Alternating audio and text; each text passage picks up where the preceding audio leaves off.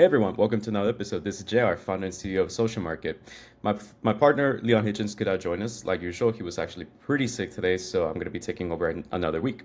So funny enough, this is the 25th episode of Social Ledger Report, and it's been a while. We've just started in 2025, and we have, just like every other episode, we have another great episode for you guys. Today, we're going to cover several amount of topics. So first of all, last week we covered the Trump and President Xi Jinping's deal falling off, and Trump posed a 100% tariff plan on China, and that backfired. So we're going to talk the aftermath. And there's even some insider trading involved. So we're going to discuss that here in a moment. So after that, we'll talk about Trump's crypto. It's meme coin. I believe the Saudis are the ones who are investing, and there's quite a bit to talk about there, so we'll cover that here in a moment. Next, we'll talk about Ripple actually putting a $1 billion acquisition to GTreasury, which is pretty big. Next, crypto founder and influencer is found dead, and it might look like suicide, but we'll cover that here in a moment. Next, the SEC is pushing for crypto innovation given its latest report, which we'll cover that here in a moment. And the last story will be Kraken made a $100 million acquisition for another big derivative company here in the US. And just like Coinbase are pushing for derivatives here in the US. All right, so before we continue, make sure you like this video, subscribe to the channel, and click that bell icon. It costs you nothing, and it helps us to continue pushing this type of content. And if you guys want to see any particular kind of content, feel free to send us a message on our socials, which will be in the YouTube's description, and feel free to leave any comments. As always, we like to go over the markets. Okay, so this is kind of like the market overview at a glance. We're seeing that altcoin season index is still leaning on Bitcoin. Fear and greed is still at extreme fear, although I think last week was more on the fear side, or I guess throughout the week we were looking at it and it was under fear. US inflation is still at 3%. Gold is actually back at the $4,000 mark. I know it went down for a moment to 3,900 after the tariff deal was announced, but this is pretty indicative of what's to come in the future, which, as you may already know, if people are putting their money on gold or anything that's outside of the US dollar, it's usually a good indicator that, people are skeptical on the power of the US dollar.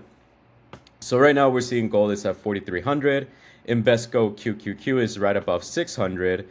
The DIA Dow Jones is at 461, and S&P 500 is sitting at above 6,664. So that's pretty much the market overview at a glance. So let's go over Bitcoin now. So in the last week, if you guys saw last week's episode, we saw that Bitcoin had reached a new all-time high, and then the China deal stuff happened, and then it fucking went down.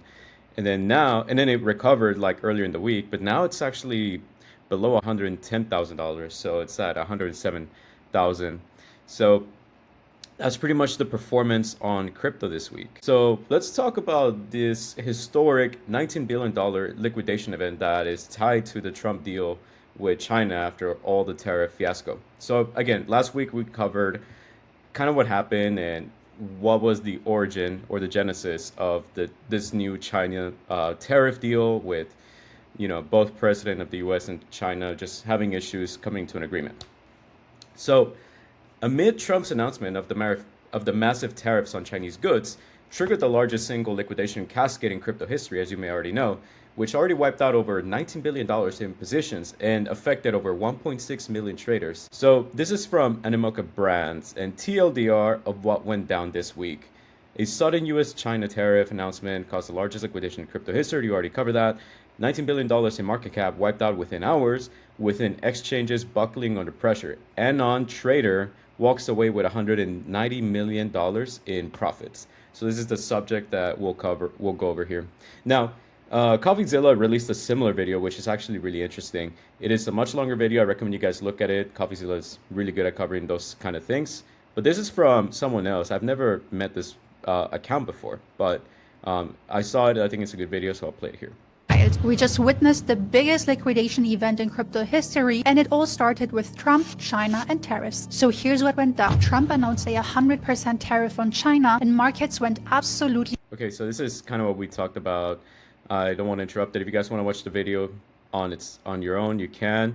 So this is where it kind of just starts talking about the insider trading. So I'll let it play. Fashion, he backtracked with a post saying, "Don't worry about China, it'll all be fine." But the damage was already done. And get this, while everyone else was losing, one trader in Hyperliquid shorted BTC and ETH a minute before the tariff announcement and walked away with 190 million in profit in under 24 hours. Now, of course, people are asking, was this just genius or was it insider trading? On-chain investigators are already digging into who this trader might be. So between Trump shaking up the markets and a whale pulling off one of the boldest trades we've seen, this week proved again how fast things can flip in crypto. Make sure to follow us for weekly crypto insights.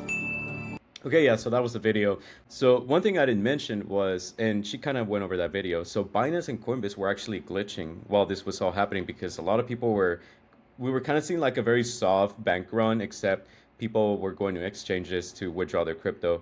And Binance is probably saw one of the biggest ones. So this is from Crypto Emery, calling Binance a scam just because they weren't able to withdraw their money in time or something. So here's what it said according to this person. Binance paid over $80 million to users after the USDE lost its peg. So that was a stablecoin USDE. They are refunding $400 million to those who got liquidated. BNB Chain is refunding $45 million to users who lost money trading meme coins. They don't have to do any of this, except they don't profit from liquidations. But why are they paying all this money? Because Binance was at the center of this whole game. If you're still defending Binance, you're an idiot. So I don't know who this person is. I think it's a very valid point. Now, I don't really use Binance on my own, if I'll be honest, but I think, this is kind of one of those cases where people who are using crypto or any type of product at all, there's going to be some unsatisfied customers.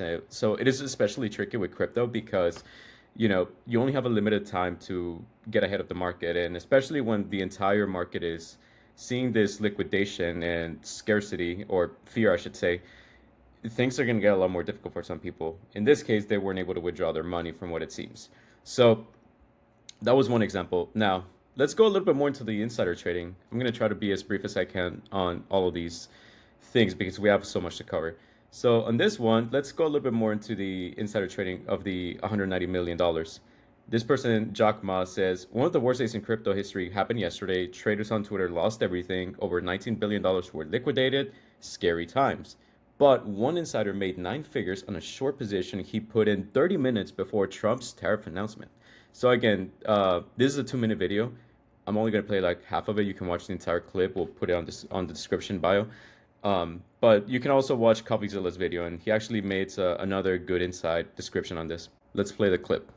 Day for crypto traders. There was $19 billion in liquidation over a 24-hour period. To put that into context, COVID crashed, there was $1 billion in liquidations. FTX crashed, $1.6 billion in liquidations. Yesterday, $19.31 billion in liquidations. Here's a look at some wallets. You will see behind me, there were multiple with over $15 million lost in a 24-hour span. Now, crypto didn't go to zero. Bitcoin, Ethereum did have a tough 24 hours, but they were only down 10, 15% at max. But a lot of crypto traders trade on leverage and with meme coins and with very risky assets. This guy behind me, have a friend that was close to $30 million net worth, almost a decade in crypto. Lost the whole $30 million yesterday in 10 minutes on cross margins. An entire decade and multiple generations he could have retired, all gone in 10 minutes. Now, trolling is common in the crypto community, but it didn't seem like it was happening yesterday. We have to take this guy's word, but he said that he lost $15 million lost. He was invested in something called SUI, and he said this industry is a scam. Goodbye forever. I'm liquidated. Okay, so he's kind of just going over people's personal examples. This is the short that actually matters, but yeah, this is just kind of like covering some of people's aftermath after the crash, which is pretty interesting how it was a much bigger liquidation event than fucking COVID, because I remember you look anywhere, you look at Bitcoin, the S&P 500, gold, everything went crashed down like 5 years ago with COVID. So anyways, this is the actual liquidation. In short Bitcoin, or excuse me, the actual insider trading. And closed with an $88 million profit. The insider who opened his trade 30 minutes before the Trump tariffs closed his trades for $192 million in profits. and then he withdrew everything from Hyperliquid. Now, this could possibly just be good timing, but let's call a spade a spade. And of course, Jim Cramer told us to buy crypto just a few days ago, and automatic drop. Gosh. The crypto trenches are dangerous. Oh yeah, so that's pretty much it. You guys can, I mean, we pretty much saw most of it, but if you guys want to watch the entire video, it's right there. So that's pretty much what happened. It's pretty scary. Any insider trading that's happening could be associated with the Trump network within their own circle. So we'll see what happens. It will probably never be addressed if we're being honest, because crime is legal. So just y'all be careful out there. All right. So more under Trump.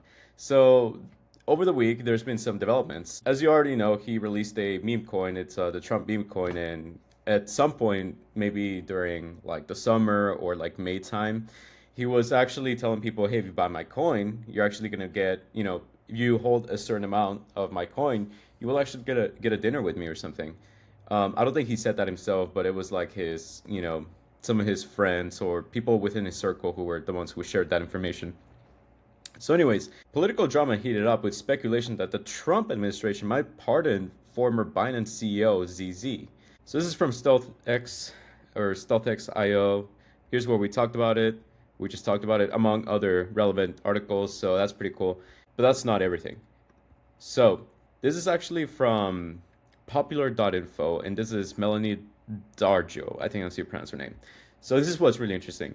The UAE bought $2 billion of Trump's crypto and gets computer chips. Saudi Arabia gave Kushner $2 billion for a new Trump tower and gets weapons. Qatar gives Trump a private jet and a $5.5 billion real estate deal and gets U.S. military protection. This is how bribe works. So this is the link that will take us to the entire article from Popular Info, quid pro presidency. So it's funny how they do a little wordplay with quid pro quo, but just go over this a little bit. And again, this is the kind of news that you want to watch here with us at Social Ledger Report, because you're not going to find this shit anywhere on CNN, Fox News, Newsmax, you name it. You're never going to find it on mainstream media.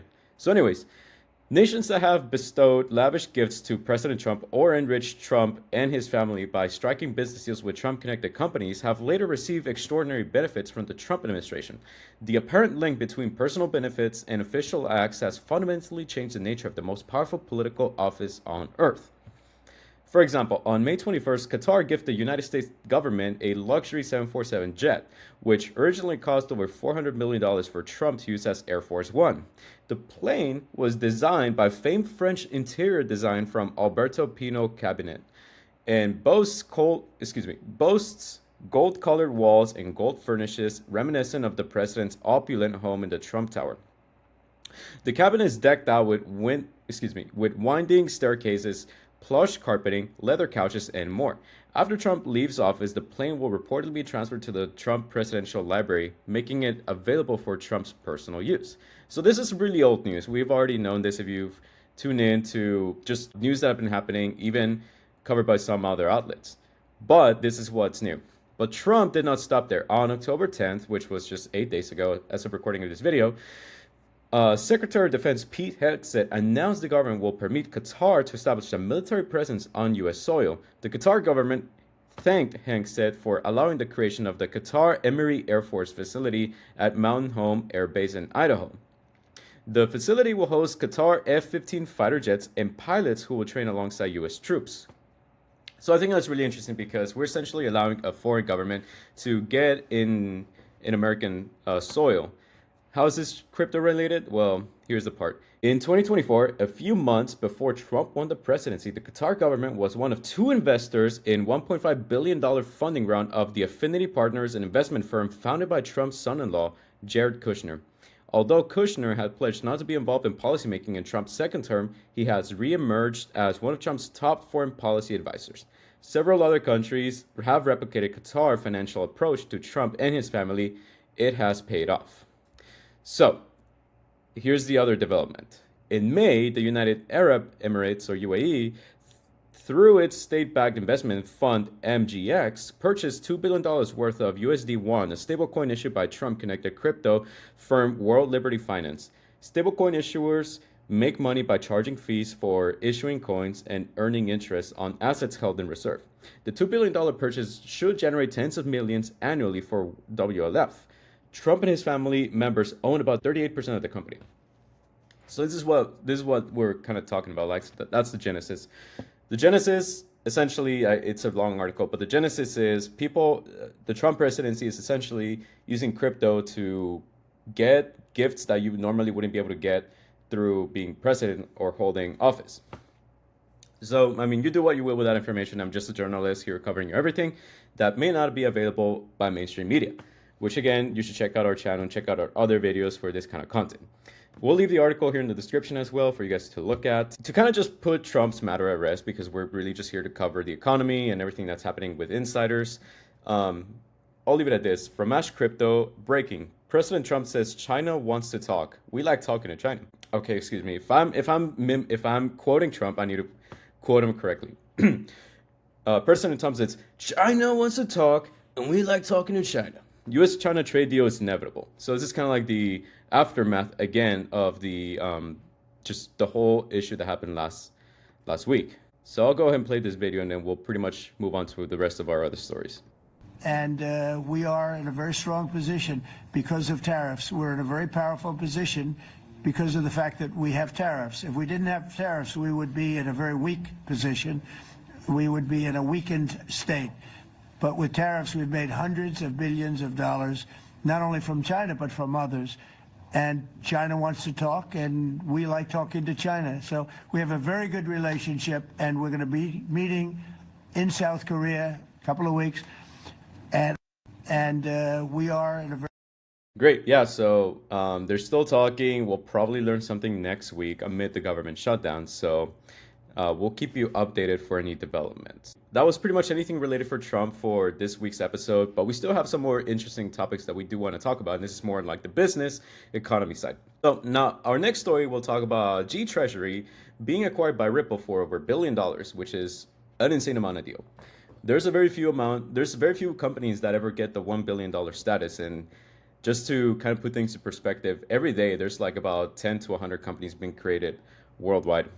So that's pretty significant. None of them hardly ever get to the $1 billion valuation, let alone be part of this kind of deal. So Ripple, as you may already know, they're the main parent company of XRP, the token that everyone loves. So GTreasury is Treasury Management System and Solutions, TMS software. So they're acquiring, again, GTreasury for $1 billion, which is pretty significant. It was part of a broader TradFi crypto integrations like Citibank's planned 2026 crypto custody service and global banks exploring G7 pegged stablecoins. And this is from Zetify. So Zetify, this is a post. We'll leave the post here in the description, but he kind of gave us some top headlines over the week on Twitter, and that's where we're kind of covering this story from. However, this is from Yahoo Finance, and it kind of gives us more of a detail on this. So we'll kind of just, speed run this. So Ripple acquires treasury management firm for $1 billion amid DAT boom. And it gets more into it here in this article. So fintech company Ripple announced Thursday that it bought software firm GTreasury for $1 billion in the crypto giant's third major deal this year, adding a company that can support the growth of company management crypto in their corporate treasuries. So if you guys don't live under a rock, you guys might remember that for the longest 4 or 5 years, Ripple and the SEC have kind of been at it with their lawsuit, and Ripple has probably spent like millions, if not hundreds of millions in lawsuit and legal fees just to fight this lawsuit. So it's really interesting to see them kind of turning around and actually spending over $1 billion, which probably don't come in liquid cash, but in like token reserves or in other kind of things. So it's really interesting to see the, development of Ripple in the aftermath of the lawsuit. So anyways, Ripple, the company whose founders created major crypto asset XRP, said the acquisition would help the company move money and unlock idle capital. The deal is the latest example of a big digital asset company pushing into the mainstream. I mean, crypto's already been mainstream, at this point, but I mean, that's an interesting development. GTreasury offers a platform that allows finance teams within companies to better analyze and manage their cash flows, quote unquote. For too long, money has been stuck in slow, outdated payment systems and infrastructure, causing unnecessary delays, high costs, and roadblocks to entering new markets. Problems that blockchain technologies are ideally suited to solve. And this is from Ripple CEO Brad Garlinghouse. And he said in this statement, and this is from a post on Twitter. So he says, he continued on X. The past few years have been reminded this industry-wide payments, first and foremost, is the primary use case for crypto and blockchain, adding that the deal would reduce friction and cause outdated payment systems. The announcement said Ripple would be able to help the financials world shift towards digital assets, as more top companies deal with managing stablecoins, tokenized deposits, and other assets at scale. If you want to read the rest of this article, we'll leave it in the description. So again, I've already said it, but I think it's really interesting to see how much far Ripple has come out on the other side of their lawsuit, which again, it was an unfair lawsuit. I'll give it to them. But yeah, I mean, the CEO of XRP makes a stupendous, amazing claim why crypto is even valid beyond just meme coins and gambling, if you will. Like, it's real world use cases. It makes money much faster. I don't know if anyone who is watching this is, has seen like Brian Armstrong's, the founder of Coinbase, his pitch deck when he first got into YC that essentially helped them get to the next step, which eventually led them to be where they are right now as a big of a company, and now including crypto into people's 401ks. So there was this one compelling argument that he said in his pitch deck where he was, and this is back from 2012, and it's just a few years after Bitcoin came out. He pretty much said, Bitcoin is this new novelty that essentially makes money faster, it makes it more affordable, and it cuts the middleman between payment systems.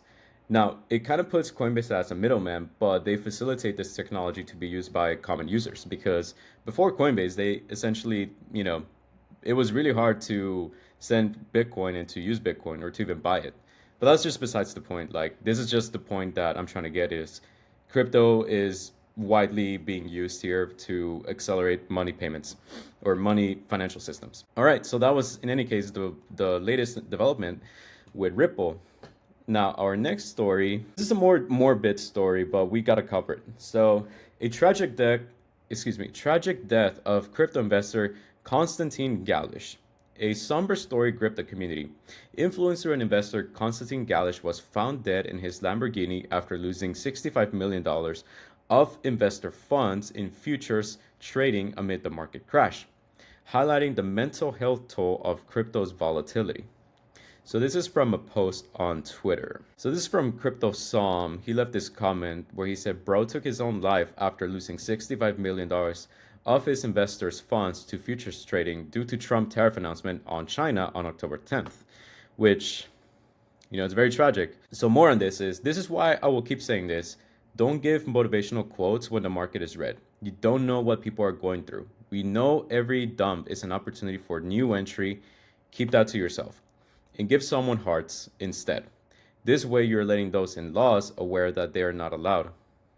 I'm not sure what he was trying to say there, but please, we need to start displaying some atom of love in this space. We are not rivals. We're all fighting in a common goal, get rich. Rest in peace, CEO, Cryptology. So it was really interesting. So this is kind of like a comment to the original post from Whale Insider. Just in, crypto investor and influencer Konstantin Galish found dead in Lamborghini amid historic market crash. It looks like he offed himself. Let's look at the actual parent story, because there's really not a lot here. This is kind of just, oh, by the way, this is what happened, which again, this is not something you're going to find on any other kind of traditional media. Oh, why are we even talking about it? I think it's a relevant story. Anyone who might off themselves for any reason is already terrible, and it's worth covering, especially if it's someone who, had major influence in the market or in what we talk about here in Social Ledger Report, which is crypto. I mean, it's tragic. It feels like, the market crash is what led this person to off himself. And if he was dealing with investors' money, because when you get money from an investor, it's not really your money. It's money it's money that they essentially lend you to do whatever you promise you would do with their money, which is usually giving them a higher return of said money. That's usually the way it goes. So we'll probably learn more of that later if people cover more, or there's more things for me to cover. So, pretty short story, but it is what it is. Our next story, we'll talk about the SEC with crypto, and it's actually pushing for more innovation exemptions. So what this means is the SEC current chair, his name is Paul Atkins, announced plans for an innovation exemption framework for digital assets by this quarter or early 2026. And this is aiming to lure builders to build in the US. All right, so this is from Yahoo Finance. We're 10 years behind. SEC chair vows to fast track US crypto progress. SEC Chair Paul Atkins admits US is 10 years behind in crypto regulation, calling it Job 1, as agencies plans innovation exemption by year end, moving away from enforcement first strategy towards collaborative framework. And again, it's so amazing to see this. Me being someone who was building a different kind of product on crypto. Right now, Social Market is mostly doing crypto coverage for every trader. Little shameless plug there, but before that we were doing social finance, and it was actually kind of a tough time because, and if you don't mind me just giving you like a quick minute rundown, we were building on the decentralized social blockchain known as DeSo, and this is before Farcaster even became a thing, before Base app was a thing, which is where it's the most popular crypto space at the moment, social media wise, aside from Twitter. So what's really interesting is we were trying to launch before, and the Apple App Store was giving us issues. They were deeming us as money transmitters, and we needed to get some licenses and get any sort of security distributor license, which we're already talking about hundreds of thousands of dollars for that kind of deal. And we went to a lawyer that is based out of New York, because New York is another crypto capital of the world, even back then, like a few years ago.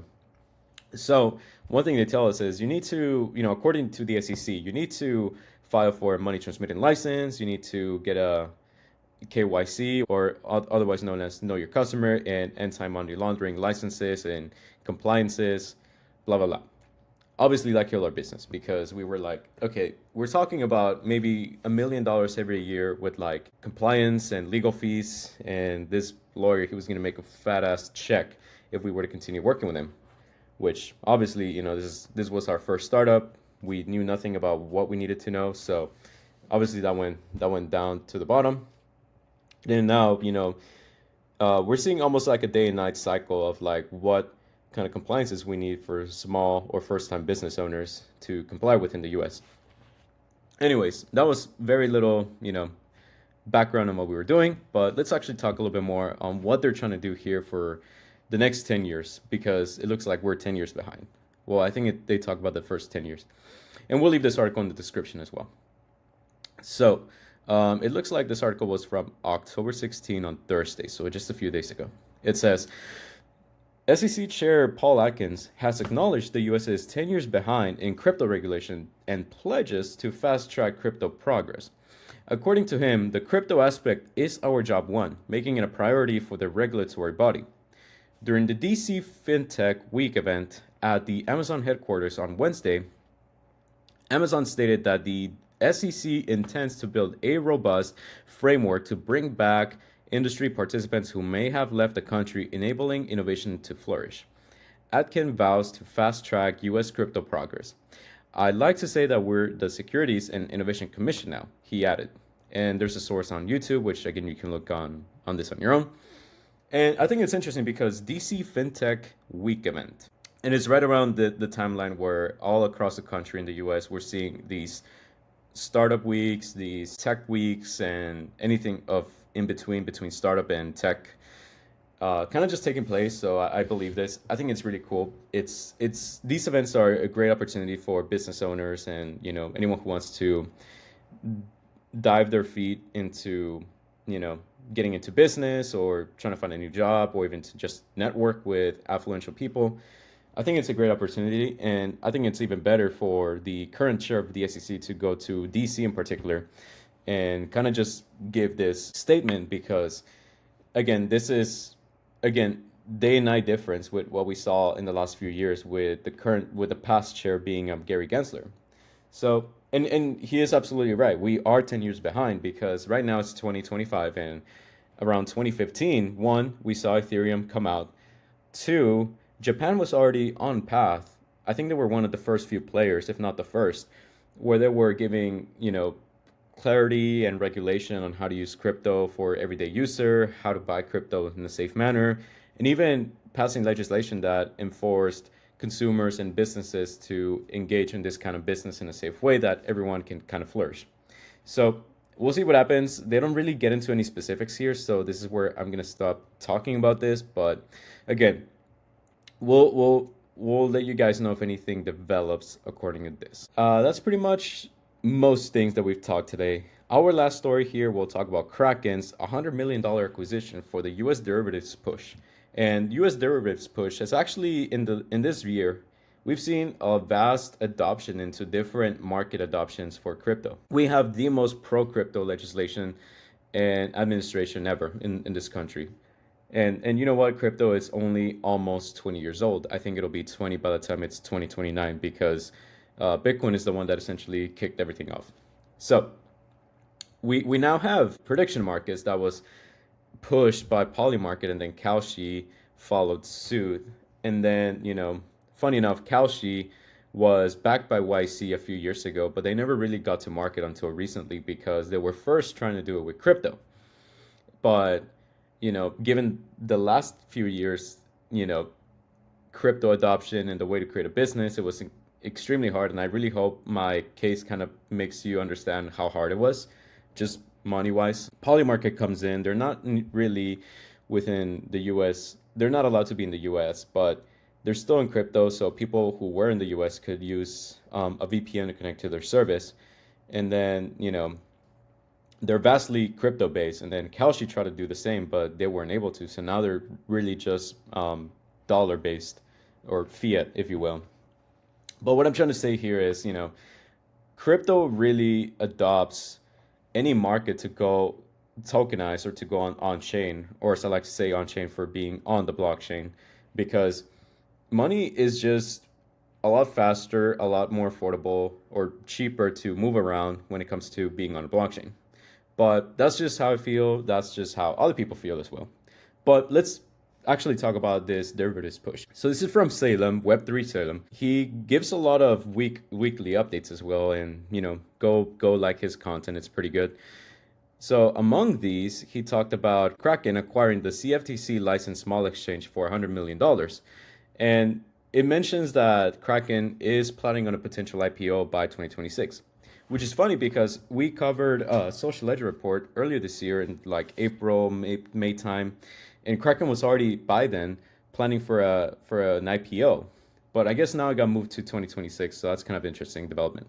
So this is from Yahoo Finance. Kraken buys derivatives platform for $100 million. Let's dive into this article. We won't read it all. You can read it all if you like. We'll leave the link in the description below if you're tuning in on YouTube. Kraken has purchased the derivatives platform Small Exchange for IG Group for $100 million. Laying the groundwork for the crypto firm to launch a fully US-based derivatives product suite, the exchange announced Thursday. So that was October 16th. Acquiring Small Exchange, licensed by the Commodity Futures Trading Commission, or CFTC, as a designated contract market, will allow Kraken to design and create markets to exchange listing derivatives stateside. This step connects spot, futures, and margin products inside a single regulated liquidity system and reducing fragmentation, lowering funding latency, and bringing onshore the kind of access and performance that has mostly existed offshore. Kraken co-CEO Arjun Sethi said in a prepared statement, quote unquote, under CFTC oversight, Kraken can now integrate clearing, risk, and matching into one environment that meets the same standard as the largest exchanges in the world, end quote. Kraken now operates regulated derivatives businesses in the UK, EU, and US, spanning 6 fiat currencies and more than 450 digital and traditional assets. And the last thing I'll read here it is, together, these elements create a network that moves collateral in real time, nets exposure across jurisdictions, and reduces capital inefficiencies that have long held back the US traders. Sethi said, this is not about marketing or narrative, it's about building better market structure. Traditional finance is moving on chain, and for better or for worse, some people are taking advantage by insider trading, others are actually building businesses that help everyday consumers and everyday investors by simply using the fast, rapid network of blockchain. You don't need to wait business days. You don't need to wait for the market to open Monday morning at 7 a.m., Eastern time or whatever. Or I think it's 8 a.m., my bad. This is truly why we love to cover everything here crypto related on Social Ledger Report and my business, social market, why we like to do all of this, because we're kind of in the middle of transitioning to a better, faster network or better, faster financial system. And it's kind of like where we are right now as well with AI, where AI is kind of in the middle of shaping a lot of like the work culture, the work environment, where some workers are going to lose their jobs and possibly their livelihoods, which is terrible. But crypto on the other side is actually making money better for everyone. So this is why we opt in for crypto. But anyways, that's just my take on this. But this has pretty much been Social Ledger Report. Don't forget to like the channel, like this video, subscribe to the channel, click that bell icon. It costs you nothing and it helps us to keep going. Dislike this video if you disliked it for any reason. Give us your feedback. If you guys want to see anything specific, please let us know. So yeah, this has been JR, who's the founder and CEO of Social Market. And check out Social Market if you want to get crypto coverage on your crypto from hacks and scams. Anyways, thanks for watching.